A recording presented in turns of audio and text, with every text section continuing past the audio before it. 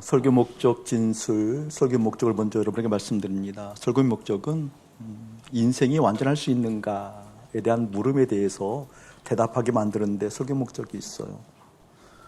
나의 삶이, 나의 생이 완전할 수 있는가라는 물음 앞에 어떤 대답을 할 것인가라는 것을 생각하고 바르게 이해할 수 있도록 길을 제시하게 만드는데 설교 목적이 있어요. 완전하라라는 이야기를 들으면 부담스럽죠. 그럼에도 불구하고 완전하라고 말씀하시는 그 하나님의 신뢰의 정도에 따라서 그 부담의 정도도 아마 달라지게 될 텐데, 우리가 믿는 그 신앙, 믿음이 온전하다라고 한다면 그렇게 말씀하신 하나님 앞에서 완전하다라는 것이 이것이었어? 라고 무릎을 치며 그간에 완전하게 살지 못한 내 자신이 애처롭기도 하고 안쓰러워서 돌이키면서 이제 완전하게 살 수 있어 라는 큰 웃음을 스스로에게 전해줄 수 있고 격려할 수 있는 힘, 그 힘이 실제되게 만드는데 설교 목적이 있습니다. 설교를 듣고 난 다음에 여러분이 스스로에게 질문했을 때 선포했으면 좋겠어요. 완전할 수 있어. 틀림없는 사실이야. 이 사실이 실제되기를 기도해야 되겠어 라고 두 주먹 불끈 쥐고 선포하는 여러분 되었으면 참 좋겠습니다. 그러한 은혜가 여러분에게 가득할지어다. 이 완전함에 대해서 좀 알기 위해서 오늘 본문 다시 한번 볼 텐데 1절 보면 아브라함이 99세 때 여호와께서 아브라함에게 나타났어요. 그러니까 완전하라고 이야기한 시점이 나오죠. 너는 완전해야 된단다, 완전하거라 라고 명령어로 이야기하는 그 시점, 그때는 언제예요? 아브라함이 99세 때 했어요. 그러니까 99세 전에 아브라함은 하나님의 음성을 들었거든요. 그리고 결정했어요, 따르기로. 그래서 본토 친척 아비집을 떠난 때도 있었거든요. 대단한 결심이죠. 보통 결심 갖고 그렇게 되지 않잖아요. 고향을 떠나고 아비집을 떠나고. 그 이야기는 희망과 꿈을 주님께 주어버렸다 그 얘기거든요. 근데 그러한 믿음을 가지고 떠난 상태에 있었을 때에도 주님께서는 아브라함에게 말씀하지 않으셨어요. 완전하거라 이런 이야기는. 그런데 오늘 비로소 99세 때에 완전하라고 이야기한 까닭이 뭔가, 그 이유가 어디에 있는가, 왜 이 시점에 완전하라고 이야기했는가 라는 것을 본다고 한다면 우리의 믿음의 여정에 있어서도 그렇게 하나님께서 우리 한 사람 한 사람에게 완전하거라 라고 하는 그 시점이 있겠지요. 그 시점을 제대로 보고 찾기를 주님 축복합니다. 오늘 99세라고 이야기하기 전에 16장 마지막 절 보면 이렇게 이야기하고 있어요. 하갈이 아브라함에게 이스마엘을 낳았을 때 아브라함이 86세였더라. 86세 이스마엘을 낳았어요. 그리고 오늘은 99세가 되었어요. 그 갭이 어떻게 되어져요, 여러분? 13년. 그러니까 하나님께서 아브라함에게 13년 동안 뭐라고 하셨는지, 어떤 교제를 했는지, 어떤 순종을 했는지, 어떠한 엇갈림이 있었는지 이것은 성경에 나와 있지 않아요. 그런데 그럼에도 불구하고 우리가 충분하게 유추해 볼 수 있는 거거든요. 13년 동안 침묵하다시피 별다른 기록 없이 느닷없이 13년 만에 나타나셔서 말씀하신다라는 거예요. 아브라함아, 너는 완전해야 돼 라고 하는 그 의미가 뭔지. 아브라함이 하나님으로부터 부르심 받았을 때는 75세였어요. 창세기 12장에 근거하면 75세에서 부름 받아서 24년 후인 오늘 99세 때 완전하라라고 하는 음성 듣지요. 75세 때 하나님의 마음을 듣고 하나님의 생각을 듣고 전능자이시다, 만군의 주 여호와 엘사다이, 능력에 전능하신 하나님이다 라는 것이 온몸으로 일깨워졌던 거지요. 온몸으로 일깨워지지 않는다고 한다면 본토 아비 친척집을 떠날 수가 없잖아요. 그렇잖아요. 미래를 보장할 수 없는 그 미지의 세계로 어디로 갈까, 무엇을 할까, 어떻게 살까라는 해답이 주어지지 않았음에도 불구하고 발걸음을 옮긴다라는 것은 불가능했을 거예요. 그러니까 창세기 12장에 아브라함에게 우리 하나님 오셔서 아브라함을 사로잡은 것 같아요. 생각을. 아브라함의 마음을 사로잡은 것 같아요. 그 마음 가운데 전능자가 있다라는 것을, 믿음을 주신 거죠. 이 믿음을 받아서 기꺼이 떠났어요. 기꺼이 떠났던 그 아브라함에게 이러한 저러한 곡절이 있었던 것 같아요. 그러니까 하나님께서 아브라함에게 약속했을 때 너는 복의 근원이 될 거야. 너를 통해서 내 뜻을 이루어 갈 거야. 너를 통해서 바다의 모래알 것처럼 하늘의 별처럼 수많은 사람들이 생길 것이고 민족을 이룰 것이고 네가 바로 민족을 이루는 과정 가운데 복의 근원, 복의 시작, 복의 모형이 될 거야 라고 약속하시잖아요. 그런데 웬걸 10여 년이 지나도 하나님께서는 그런 기미가 보이지 않아요. 그냥 광야를 떠돌다 헤매고 향방을 알지 못하고 주님께서 인도하시는, 감동하시는 그곳으로 따라갔음에도 불구하고 힘들고 어려워요. 아파요. 부딪힘이 많아요. 문제가 많이 생겨요. 실제 생명을 위협받는 그런 공고한 일들도 많이 일어나요. 그런 과정 가운데 이스마엘을 얻었던 거죠. 이스마엘을 얻었던 나이가 86세, 그러니까 86세에 낳고 오늘 99세이기 때문에 이스마엘의 나이는 13살. 한편 이렇게도 생각되어져요. 13년 동안 아무런 기록이 없고 하나님께 침묵하시는데 이 13년 동안 아브라함은 뭐 했을까? 어떻게 살았을까? 왜 하나님은 침묵하셨을까? 왜 하나님은 아무것도 기록하지 않고 그냥 99세에 이르러서 그때에서 비로소 완전하라고 얘기하는 걸까? 첫 번째 이렇게 생각해 볼 수도 있을 것 같아요. 아브라함이 하나님의 음성을 듣고 복의 근원이 될 거야 라고 하는 마음을 듣고 약속의 말씀을 듣고 갔는데 자식이 생기지 않잖아요.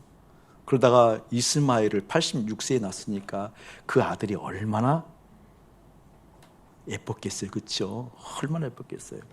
제가 이제 곧 나이지만 아직 예약은 없지만 언젠간 할아버지 될 거 아니에요. 제가 언젠간 할아버지가 된다고요. 저는 지금부터 생각해요. 그놈을 어느 호주머니에 넣어갖고 다닐까? 안쪽 복부에 넣고 다닐까? 아니면 어디다 넣고 다니면서 호호 불면서 자랑할까? 86세 노인이 아들을 낳았다. 정말 그건 뭐 그냥 예쁘겠어요. 그냥 예쁘겠냐고요. 얼마나 예뻤겠냐고요. 그래서 행여나 하나님께서 그걸 봐주신 건 아닐까? 그런 생각도 들어요. 그냥 아브라함하고 관계도 있고 그래서 저렇게 순종도 했고, 그런데 한편 그 순종했던 마음이 빗겨나서 어긋나서 지 자식 낳더니 거기 홀라당 다 빠져있는 아브라함이 얄밉기도 알밤 하나 주고 뒤통수 하나 때리면서 때로는 꼬집기도 하면서 이놈아 라고 할 법도 한데 하나님께서 침묵하시는 이유가 그래서 그런 것 같아요. 섭섭하기도 하지만 하나님 마음에 섭섭할 수도 있겠지만 그럼에도 불구하고 그냥 아브라함을 봐주신 하나님. 그러니까 아브라함이 이스마엘에 홀딱 빠진 거예요. 그렇죠? 홀딱 빠진 거예요. 예전에는 중2 그러면 가장 무섭다고 그랬거든요. 중2는 인간 취급 안 했어요. 가장 미친 세대, 미친 놈이 그들의 유예예요. 인간 유예거든요. 그래서 중2는 가장 무섭다고 얘기하고 건들면 안 된다고 얘기했거든요. 근데 요즘은 내려왔다고 하더라고요. 제가 며칠 전에 그 얘기 듣고 얼마나 웃었는지 몰라요. 요즘은 초등학교 5학년이래요. 초등학교 5학년. 이야기가 통하지 않고 마음에 들어갈 수도 없고 쥐어 박을 수도 없는 가장 무서운 세대가 초등학교 5학년이라고 그러네요. 근데 중2 그러면 나이가 보통 몇 살이에요? 14살 이렇게 되죠? 15살 이렇게 되는 거죠. 그러니까 예전 보면은 13세까지는 그래도 순전한 것 같아요. 가장 이쁠 나이, 그렇죠? 13세 넘어가면서부터는 이제 이건 그래서 하나님께서 그때까지 봐준 건 아닐까라는 생각도 해봐요. 정신이 홀라당 빠졌어도. 또 한편 이렇게 생각해봐요. 왜 하나님께서는 99세에 나타났을까라는 의미를 이렇게 한번 접근을 해보자고요. 13년 동안 침묵한 상황에서 이스마엘에게 푹 빠져 있었지만 그럼에도 불구하고 아브라함은 그냥 푹 다른 곳에 빠져 있었음에도 불구하고 예배는 드렸을까 안 드렸을까? 어때요, 여러분? 여러분 보면 알죠? 예배는 드렸을 것 같아요. 그렇죠? 예배 드렸을 것 같아요. 푹 이스마엘에 빠져 있고 환경에 빠져 있어서 정신 못 차렸지만 그럼에도 불구하고 그 믿음의 행위들이 있잖아요. 꼭 종교성이라고 얘기하지 않더라도 하나님을 의식하고 있죠. 또 좀 남다르겠잖아요. 75세 때 부름받은 그 감격은 흔치 않은 감격이잖아요. 주님을 인식하지 못한 상태에서 초자연적 역사로 주님을 인식하게 만드는 주님의 기운, 주님의 영광, 주님의 영, 주님의 믿음이 쏟아져 내려와서 사로잡힌 경험이 있기 때문에 그 경험은 뭐 여러분께 좀 밋밋하다 할지라도 그 경험이 되살아나니까 믿음의 행동들은 충분히 했을 거예요. 그렇죠? 충분히. 그러니까 하나님께서 침묵하셔서 좀 섭섭한 감정이 있었든지 어쨌든 침묵하셔서 기도해도 기도에 대한 대답은 이제 없었던 거잖아요. 예를 들면 14년 동안. 그럼에도 불구하고 아브라함 입장에서는 끊임없이 믿음의 행동을 했다 안 했다? 했다. 맞죠? 믿음을 했다. 그런 행동을 했다. 예배도 드렸다. 우리도 그런 것 같아요. 삶의 자리에서 무엇인가 이루려고 목표를 두고 열심히 살아서 그 목표를 이루는 그 감흥이 있잖아요. 종교적 행위로 주님 이루어 주셔야 됩니다라고 열심을 부려서 막 기도를 통해서 열심을 통해서 그걸 따냈어요. 왔을 때 오는 그 감격이 있잖아요. 그리고 대부분 이제 좀 믿음 떨어지는 건 사실이죠. 집 사게 해 주시옵소서 하고 집 사면 이게 푹 빠지잖아요. 예를 들면 이것 꼭 들어야 됩니다. 이루어야 됩니다. 성취해야 됩니다 하고 열심히 막 새벽 예배 나와서 금식하고 그리고 딱 이루어진 다음에는 이제 믿음 떨어지는 것은 보편적인 상황들이에요. 그러니까 저는 오히려 이렇게 믿음 열심히 부리는 분들은 예전에는 오히려 이제 그 후가 두려우니까 기도를 살살 해줬어요. 사실은 이루어진 다음에 믿음 틀림없이 떨어지거든요. 100% 거의 100% 떨어지거든요. 그러한 상황 가운데에도 아브라함은 어쨌든 기도를 했을 거다. 기도를 했을 거다. 그럼에도 불구하고 하나님의 음성은 들리지 않았다. 그런데 왜 이 나이에 99세에 꼭 이 시점에서 이 말씀을 하시는 걸까? 중요한 의미거든요. 내년에 이삭이 나와요. 내년에 이삭이 나온다니까요. 이삭은 누구죠? 약속의 아들이잖아요. 어떤 약속이죠? 복의 근원이 될 거야. 네 씨로부터 나오는 복의 근원이 될 거야. 이삭이 나온 다음에 야곱이 나오고 12지파가 나오게 되면서 하나님의 꿈이 실현되어지는, 이루어지는 그 시점이 있다라는 거죠. 생각해 봅시다. 우리의 믿음의 여정, 믿음의 과정에서 이러한 시점이 반드시 있다라는 거예요. 처음부터 완전하라 이렇게 말씀하지 않아요. 완전해야 될 시점이 있어. 왜냐하면 내년이면 이삭이 나와요. 여러분 부름 받았어요. 초잔치의 역사도 경험할 수 있어요. 여러분의 이성에 관계없이 여러분의 가치에 관계없이 사로잡혀서 예 주님이면 됩니다. 주님이면 충분합니다. 라고 두 주먹 불끈 쥐면서 결정 내린 그 시점도 있어요. 그럼에도 불구하고 그 시점에서 끝나지 않아요.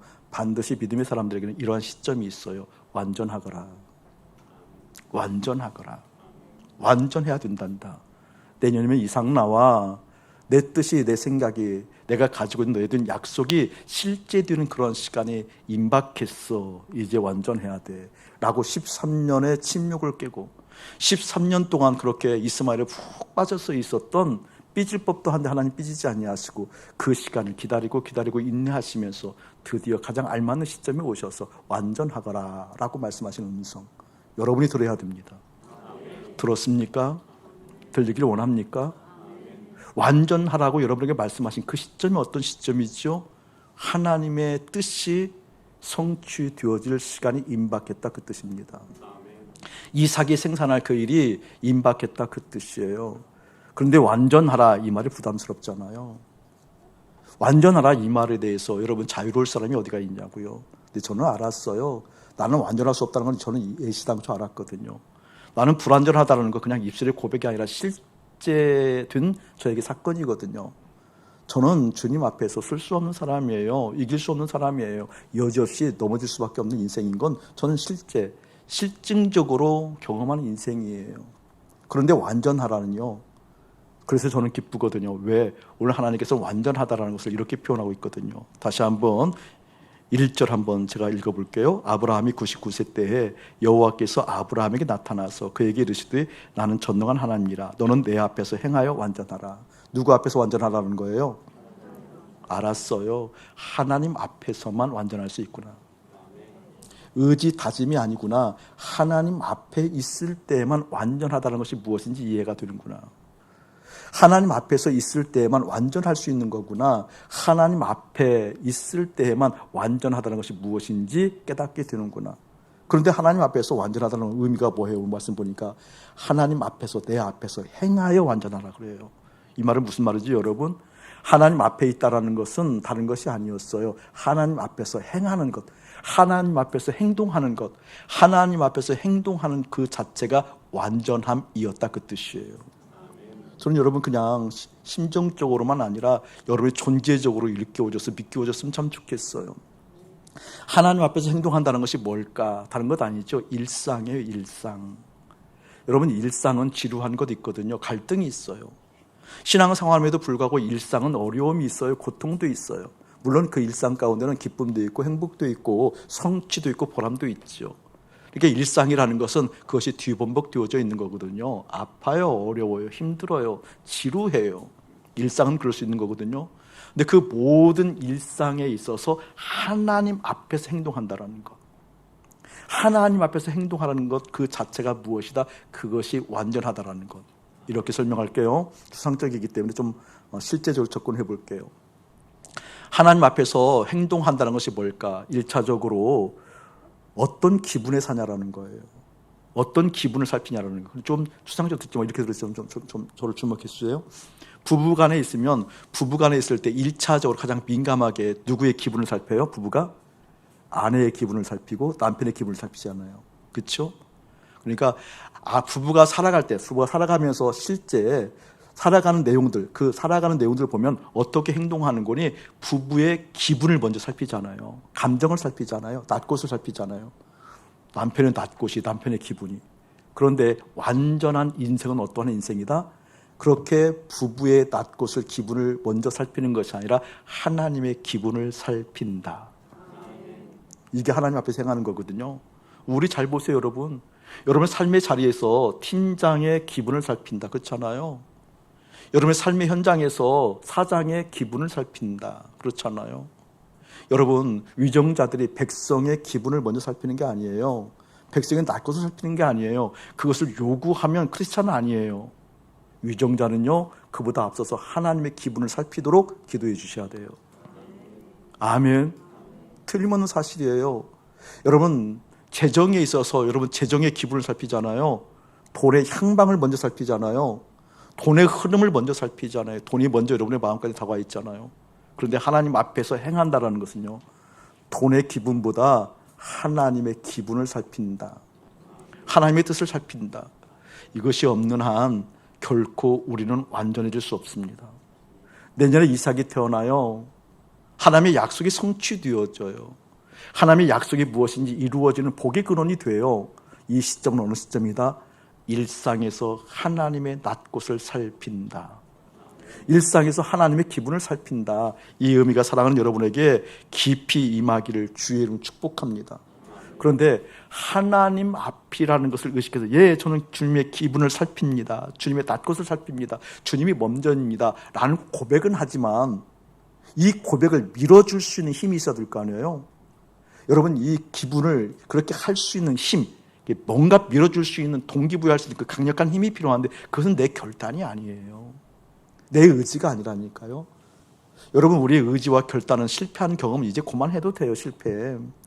더 이상 결단하고 더 이상 의지를 발휘해서 되는 게 아니라니까요. 그러한 의미, 자기의 의지를 발휘하는 게 아니라니까요. 여기 보면 분명하게 이렇게 얘기하고 있어요. 아브라함이 99세 때에 여호와께서 아브라함에게 나타나서 그에게 이르시되 나는 전능한 하나님이라. 아멘. 줄거놓고 1번 나는 전능한 하나님이라. 엘사다이 중요한 의미예요. 중요한 의미. 절대자라는 뜻이에요. 절대자. 절대 능력이 있는, 절대 사랑이 있는, 절대 힘을 공급하는 절대자라는 뜻이에요. 그러니까 저를 보세요, 여러분. 하나님 앞에서 행할 수 있는 근거, 힘이 되는 것은 무엇인 거니? 전능자 하나님이 믿겨졌다는 거예요. 우리 믿음의 여정에 있어서 믿음이 현실되고 믿음이 실제 되려고 하면 이 엘사다이, 절대자 하나님, 다시 말하면 이 전능자 하나님이 믿겨지지 않으면 여러분의 믿음은 다 허상이에요. 그냥 무너지거든요. 되는 게 아니에요, 여러분. 그러니까 전능자, 절대 힘을 가지고 계신, 절대 능력이 있으신 그 하나님이 실제 되는 것 여러분 구하셔야 돼요. 소원하셔야 돼요. 여러분을 강력하게 밀어주고 안심하게 만드는 돈보다 더 실제 돼야 돼요. 여러분의 인생에 있어서 살이 되어져서 이것 없으면 죽을 것 같은 자식보다 실제 되어져야 돼요. 그게 실제 되지 않는 우리의 마음을 돌이켜서 봐야 돼요, 여러분. 이 전능자 엘사다이라는 뜻이 뭘까? 전능자 엘사다이 이 절대자가 내 삶 가운데 믿기워진다는 것이 어떤 것일까? 시편 24편 넘어가 봅시다. 시편 26편 넘어갑시다. 1절과 2절을 한번 함께 합독해요. 시편 26편 1절 2절 시작. 내가 나의 완전함에 행하여 싸우며 흔들리지 아니하고 여호와를 의지하여 싸우니 여호와여 나를 판단하소서. 여호와여 나를 살피고 시험하사 내 뜻과 내 양심을 단련하소서. 아멘. 저는 여러분이 단련받길 축복해요. 도가니의 은을, 풀무의 금을 단련하는 것처럼 우리의 마음을 단련하는 여러분 꼭 경험하길 축복합니다. 이렇게 단련하라고 얘기하셨어요. 단련하라. 단련을 누가 시켜? 주님께 시키셔요. 어떻게 시키시는 이 모양 저 모양으로, 이런 사건 저런 사건으로. 시간이 흘러감에 따라, 세월이 흘러갔다면 이런 부딪힘 저런 부딪힘, 내 뜻대로 되지 않고 내 스케줄표대로 되지 않고 내 의지대로 되지 않고 오히려 머뭇거리게 만들고 갈등하게 만드는 그 현장은 복이 있는 시간이에요. 그것 없이 승승장구한다. 이것은요, 어찌 보면 하나님의 눈밖에 벗어나 있는 사람일지도 몰라요. 모든 인생의 길에 있어서 그렇게 심한 굴곡이 있다는 것, 물론 고쳐야 될 것, 새롭게 다스림 받아야 할 것도 많이 있지만 그럼에도 불구하고 하나님께서 나를 다루어가고 있는 중이구나 라고 깨닫는 한다면 그 사람은 큰 은혜가 있는 사람이에요. 이러한 저런 상황에서 주님의 다루심을 받는 여러분 됐으면 참 좋겠어요. 그런데 그보다 더 앞선 얘기가 1절 보면 내가 나의 완전함에 행하여 싸우며 흔들리지 아니하고 여호와를 의지하여 싸우니 여호와의 나를 판단하소서. 이 말은 무슨 말이에요, 여러분? 여기 보면 내가 완전해서 흔들리지 않았대요. 이러한 저런 흔들릴 만한 일이 분명하게 인생사에 있었는데 완전했대요. 그 이유는 무엇이다? 보니까 여호와를 의지하여 싸우니. 아멘. 아멘. 여호와를 의지했기 때문에. 자, 이걸 좀 설명하려고 그래요. 저를 보세요, 여러분. 의지한다라는 것이 뭘까? 엘사다이 전능자 하나님, 나는 전능한 하나님이다 라고 얘기하고 너는 완전하라고 얘기했는데, 완전한 것은 하나님 앞에서 행하는 거잖아요. 하나님 앞에서 일상을 사는 건데, 하나님 앞에서 일상을 살려고 하면 전능하신 하나님을 경험해야 되거든요. 전능하신 하나님을 경험했을 때에만 의지할 수 있으니까. 그렇다고 한다면 그 전능한 하나님을 의지한다는 그 의지가 뭐예요, 여러분? 그건 추상적 개념이 되면 안 돼요. 실제적 개념이 돼야 돼요. 자, 여러분이 무엇인가 고민거리가 생겼어요. 이럴까 저럴까. 그냥 양자택일이면 좋은데 오자택일, 육자택일, 십자택일 이렇게 어려운 상황에 직면했을 때 목회자를 찾아오는 것이 뭐 많이 있죠, 그렇죠? 근데 목사님 찾아왔어요. 여러 갈래가 있는데 어떻게 해야 됩니까? 라고 목사님 찾아왔다는 얘기는 목사님을 의지하겠다는 거잖아요, 그렇죠? 목사님의 의견을 따르겠다는 거거든요. 그러니까 목사님이 이렇게 했으면 좋겠다는 걸 따르겠다는 걸 참고만 하겠다는 것은 서로의 신뢰관계가 안 되는 거거든요. 이게 의지한다는 것은 무슨 말인군요? 판단을 따르겠다는 거예요. 의지는 추상적 개념이 아니에요. 내가 의지한다 이 말은 무슨 말이에요? 의지하는 그 대상의 의견을 따른다 그 뜻이에요. 하나님을 의지합니다 라는 뜻은 무슨 뜻인군요? 하나님의 판단에 따르겠습니다 라는 것이라니까요. 그러니까 하나님을 의지한다 했음에도 불구하고 하나님의 의지, 다시 말하면 하나님을 의지함에도 불구하고 하나님의 판단에 내가 서 있지 않으면, 속하지 않으면 그건 의지하는 게 아닌 거예요. 의지한다라는 것은 판단을 따라가는 거예요. 의견에 따라가는 거예요. 아멘. 그러니까 내가 흔들리지 않고 하나님을 의지했습니다 이 말은 무슨 말인가? 하나님의 판단이 신뢰됐다 그 말이에요. 하나님의 의견이 무엇이니 내가 일깨워졌고 그 의견이 맞아라고 동의 수준을 넘어서서 이게 맞다라는 수준이 넘어서서 그게 믿기워진 거예요. 저는 놀라운 게 다른 게 놀라운 게 아니더라고요. 제가 하나님을 소원했어요. 긴가민가 했어요. 그래도 소원했어요. 왜 소원했는 거니? 하나님의 전능하다는 걸 믿기워지는데 이 전능하다는 게 실제 삶에서 어떠한 모양으로 이루어지나. 전능하신 하나님이 내가 믿겨진다고 한다면 내 삶이 어떻게 달라지는 것이 보일 거 아니에요. 전능한 하나님인데 아버지가 재벌 그룹에 뭐 그냥 2, 3만 되더라도 여러분 많은 부분 놓고 산다니까요. 취직 걱정 안 해요. 그렇잖아요. 미안해요. 안 하거든요. 진로 걱정하지 않아요, 여러분. 사실 제 주변에 요즘 뉴스에 나오는 어떤 그룹의 그 대표가 동창인데 그 녀석 고등학교 다닐 때 볼 때 보면은 특별하지 않았어요. 똑같이 콜라 먹고요. 똑같이 기분 낼 때 돈가스 먹고요. 그랬던 녀석인데 이제 학교 졸업하고 취직할 때 달라지더라고요. 통계술 군대 갔다 와서 그리고 대학 졸업하고 취직할 때 보니까 이 녀석은 그냥 그 회사에 처음에는 과정으로 갔는데 1년도 안 돼서 상무로 올라가더라고요. 또 1년도 안 돼서 전무로 올라가더라고요. 그리고 부사장 올라가더니 어느 정도 보니까 부회장, 지금 대표더라고요. 지금 대표더라고요. 또 까먹었다, 잘못 왔다. 어쨌든 간에 의지한다라고 한다면 그 의견을 따라갈 수 있는 힘이 있거든요. 전 여러분에게 이 의지함이 무엇인지 일깨워지기를 예수의 이름 축복합니다. 그런데 한 가지 오해를 벗어야 돼요. 이 의지한다는 것이 무엇인지 오해를 벗어야 되거든요. 예를 들면 이런 거예요. 여러분이 저에게 문제거리가 있어서 저에게 찾아왔을 때 목사님의 의견, 목사님의 판단을 따르겠습니다라는 것이 의지잖아요. 의지. 근데 하나님을 의지한다고 했을 때 우리가 오해하고 있는 의지의 부분이 있어요. 어떤 부분인가 이런 거예요. 이런 제가 아파요. 예를 들면 오늘 이 설교를 하고 1부 때 설교를 했더니 멀리 의정부에서 두 분이 오셔서 기도바로 왔다고 와서 기도를 받고 갔는데 마침 제가 이 설교를 한 다음에 기도를 받았기 때문에 그분들이 은혜가 됐어요. 많이 아프셔서 오신 것 같아요. 보니까. 근데 제가 이렇게 설교를 했거든요. 예를 들어서 제가 많이 아프다고 쳐요. 제가 1부 때 설교를 했거든요. 제가 정말 몸이 아프다고 쳐요. 물론 이 아픈 것이 있으면 영적으로 보면 힘들어요. 여러분 사실. 여러분 건강하셔야 돼요. 영적으로 육이 많이 아프면 영적으로도 은혜 받기 사실 굉장히 어려워요. 은혜는 받을 수 있는 길은 있는데 사실 건강할 때보다 은혜 받기가 굉장히 힘들어요. 몸이 약해 보니까 그렇거든요. 약해 보니까 제가 알겠거든요. 몸이 약해 보니까 주님과의 관계에 있어서 막 그 기쁨이 있거든요. 건강할 때는. 관계 속에서도. 물론 아파도 기뻐요. 기쁜데 육이 건강할 때보다 그 기쁨의 질이 달라요. 실제 질이 달라요. 내 영혼이 주님을 기뻐하는 건 분명해요. 내 속에서 기쁜 건 분명하거든요. 근데 그 생기죠, 생기. 이건 육이 건강할 때 영의 생기는 달라요, 여러분. 육이 건강할 때 영의 생기는요, 전파력이 있어요, 여러분. 팍 흘러가거든요.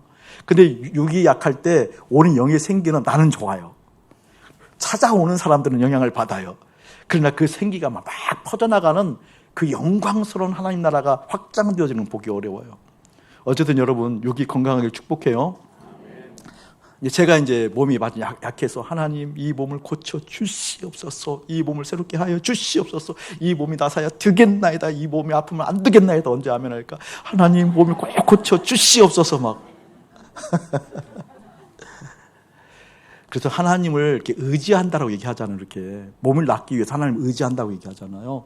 그건 하나님을 의지하는 게 아니에요. 원래 내 몸을 의지했던 거지. 원래 내 몸을 의지했기 때문에 내 몸이 상하면 나는 죽을 것 같거든요. 그건 하나님을 의지하는 게 아니에요. 믿은 게 아니에요. 내 몸을 의지한 거라니까요.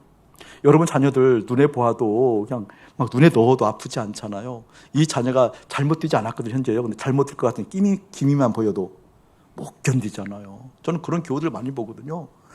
자녀가 멀쩡해요. 근데 그런 기미를 부모가 본 거예요. 그러면 얼굴에 이미 기미가 껴. 그래서 열심을 다해서 기도하는 분들 많거든요. 사실 그것은 하나님을 의지하는 게 아니라니까요. 자녀를 의지하는 거죠. 자녀를 의지하는 거죠. 재정도 마찬가지예요, 여러분. 돈 거리다 돌지 말고요. 돈 재정이 부족해서 하나님 살려주시옵소서. 하나님 한 번만 기회 더 주시옵소서. 저는 한 번만 그렇게 기도하시는 분들 곧잘 알아요. 이 자리에도 몇 분 계셨어요. 돌이켰지만. 하나님 한 번만 기회 주시옵소서. 예전에 그런 소리도 제가 했었네요. 그렇죠? 한 번만 기도하려고 하라고. 예전에 그랬어요. 한 번만 기회를 주시옵소서. 여러분 이것은 돈을 의지하는 거지 하나님을 의지하는 게 아니라니까요. 저는 사랑하는 여러분들이 무엇을 의지하고 있나 선명하게 봤으면 참 좋겠습니다. 엘사다이 그분이 절대자라고 한다면 그분이 절대 힘을 가지고 있는 분이 실제 내 안에 믿음으로 왔다고 한다면 다른 것을 의지할 수가 없지요. 그렇죠? 다른 것을 의지할 수 없죠. 그 하나님이 내 안에 있으면 그 하나님이 나를 붙들고 계시면 어떤 은혜가 여러분 가운데 임하는 줄 아세요? 믿음이 임해요. 저는 이걸 경험하고 나서 그냥 하나님께 한없이 주님을 바라보는 영광이 무엇인지 일깨워졌다니까요. 여러분, 엘사다이 그 하나님이 내 안에 임하게 되어지면 그 하나님이 나의 능력입니다. 그 하나님이 나의 힘입니다. 라고 그 하나님께 내 마음을 붙이기 시작하고 내 마음을 주기 시작하면 어떤 은혜가 있는 거냐. 믿음을 주셔요, 믿음. 어떤 믿음인 줄 아세요? 이 문제보다 훨씬 더 큰 하나님을 보게 하는 믿음. 이건 놀라워요, 여러분. 이거 한번 경험하기 시작하면 안 바꿔요, 여러분. 지금 내 건강이 쇠약해서 죽을 것 같아요. 아파서 힘들어요. 어려워요. 여러 가지 문제가 생길 것 같아요. 걱정이 되는 많은 염려가 있어요.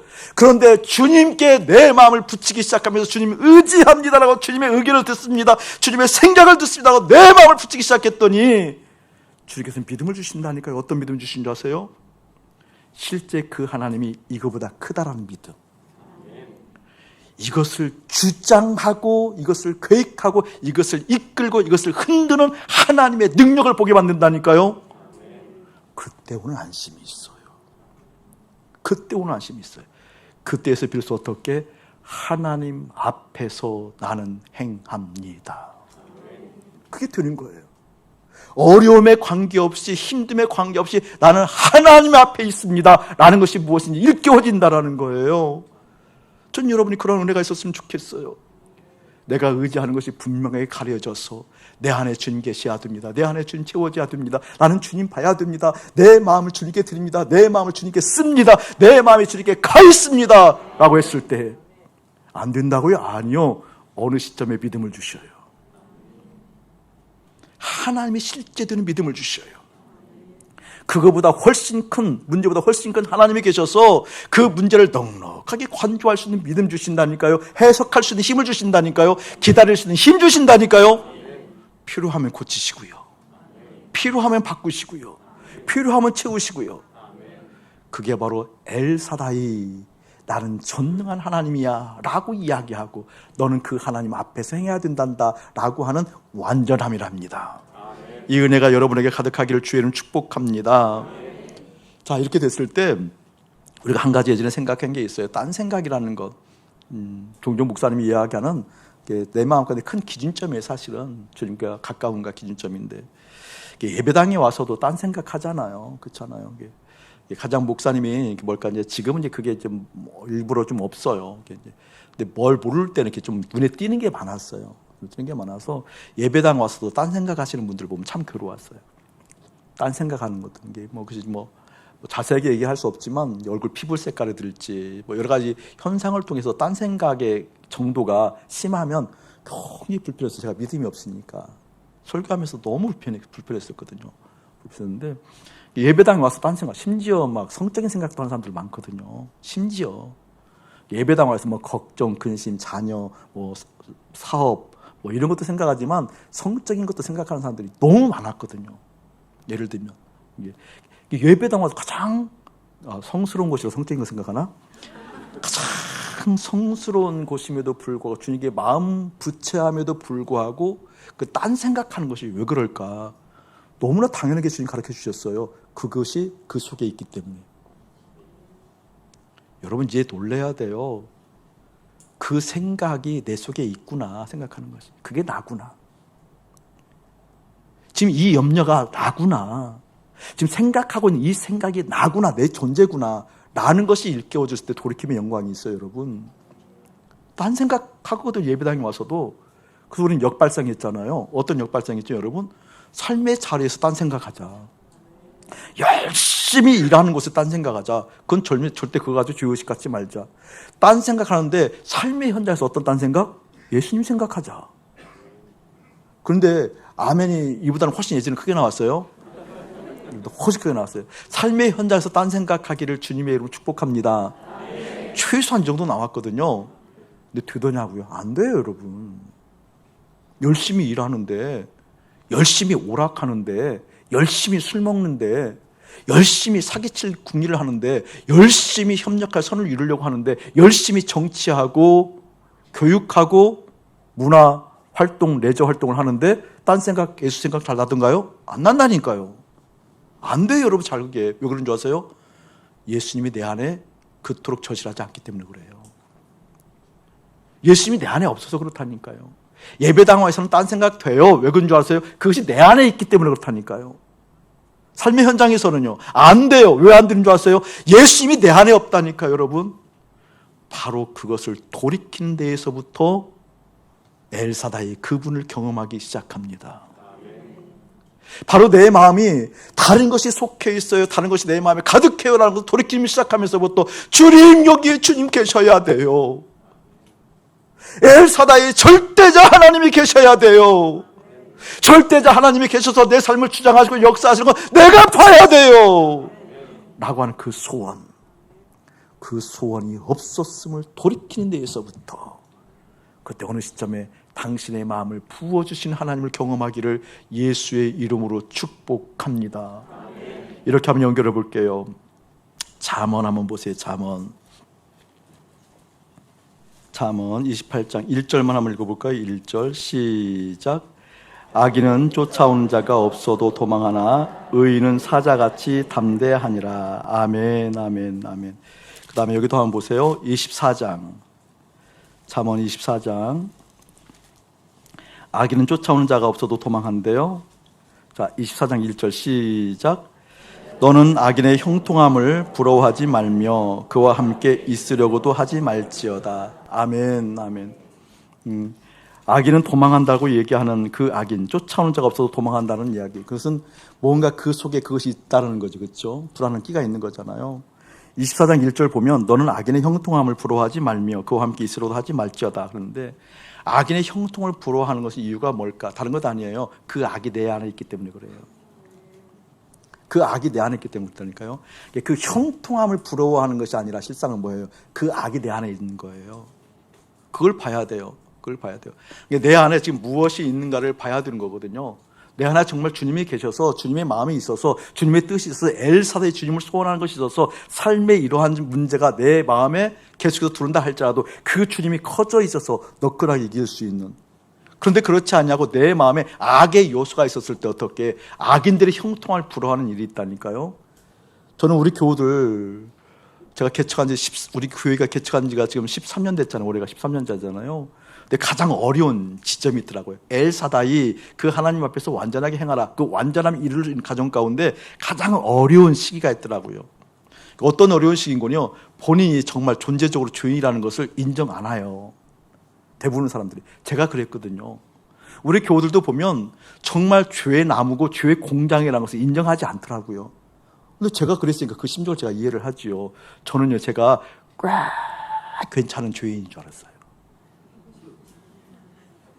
그냥 괜찮은 죄인이 아니라 꽤 괜찮은 죄인. 꽤 괜찮은 죄인이니까 웬만한 하나님의 마음들을 내가 안다고 생각했는데 사실은 모르는 교만 덩어리였어요. 여러분, 언제 제가 깨진 줄 아세요? 하나님께 저에게 그러한 모습을 보여주신 거예요. 죄가 내 속으로부터 솟구친다는 거. 죄가 외부에서 들어온 것이 아니라 외부의 환경 때문에 내가 죄가 발생되어진 죄 짓는 인생이 아니라 내 속에서 죄가 솟아난다니까요. 너무 놀란 거예요. 근데 교우들이 그걸 못 깨닫는 거예요. 존재적으로 죄인을 인정하지 않는 거예요. 자기 속으로부터 죄가 솟구치는 인생이라는 걸 인정하지 않는 거예요. 놀랍죠, 여러분? 죄가 속에서부터 나오기 시작하는데 나온 그 죄가 조건이 갖추어지면 죄 짓습니다. 외부에서 조건을 형성한 것이 아니라 내 속에서부터 내 속에 있는 악인의 형통을 불허하는 그 악이 내 속에 있는 그 악이 어떤 조건이 갖추어지면 죄가 활성화가 이루어지는구나. 죄를 범하는구나. 그래서 우리의 존재가 존재적으로 죄인일 수밖에 없는 거구나. 이걸 깨닫는 순간 복음으로 달려가지 않고는 견딜 수 없는 마음을 주셨어요. 그것 아니면 희망이 없구나. 그래서 복음 이해가 우리 교회에 탄생한 겁니다. 그래서 그 복음으로 달려가는 하나님 사람들에게 그 복음을 통해서 하나님 보시기에 좋은 의가 나타난다라고 로마서 1장에서 분명하게 선포하고 있는 것입니다. 저는 사랑하는 여러분들이 그러한 심령들을 깨달아가기를 주의 이름으로 축복합니다. 죄는 외부로부터 들어오는 게 아니에요. 내 속으로부터 죄가 솟아나기 시작하는 거예요. 이 죄가 활성화가 되기 시작하면 외부의 조건이 갖추어지면 어떤 상황들이 되면 하나님 마음에 합했던 다윗이 죄를 지었던 것처럼 살인하고 간음하고 온갖 흉악한 짓을 다 했던 것처럼 우리가 그럴 수 있다는 존재, 그렇기 때문에 내 마음이 어떻게 엘사다이가 점령하지 않으면, 그 전능하신 하나님 내 속에 있지 아니하면, 일상 삶에서 하나님의 의견이 나의 의견입니다, 하나님의 의견을 쫓아갑니다라고 하는 그 참 의지함이 일상 가운데 발현되지 않으면 되는 것이 아니구나. 그때에서 비로소 어떻게 내 앞에서 완전하라고 하신 하나님의 음성이 선명하게 들릴 줄 믿습니다. 잠언 19장도 한번 읽어보시죠. 잠언 19장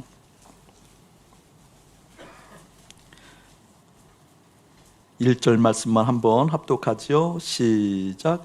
가난하여도 성실하게 행하는 자는 입술이 패역하고 미련한 자보다 나으니라.